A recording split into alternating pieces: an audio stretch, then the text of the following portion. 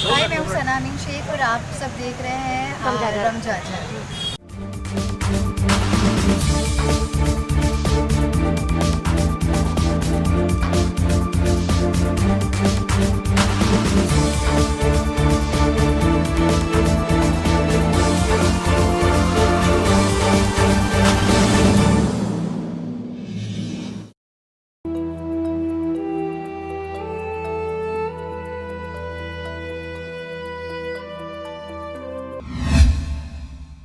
बिलासपुर लोकसभा क्षेत्र के मुंगेली जिले में प्रशासन द्वारा लोकसभा निर्वाचन को सुचारू रूप से संपन्न करवाने हेतु पूर्ण व्यवस्था की गई थी, लेकिन बावजूद इसके नगर सहित जिले के कुछ मतदान केंद्रों में मतदाताओं को समस्याओं का सामना करना पड़ा। जिले के मंडी परिसर में वोटिंग के दौरान विकलांग और बुजुर्गों को मतदान केंद्र तक ले जाने के लिए व्हील चेयर की व्यवस्था नहीं की गई थी।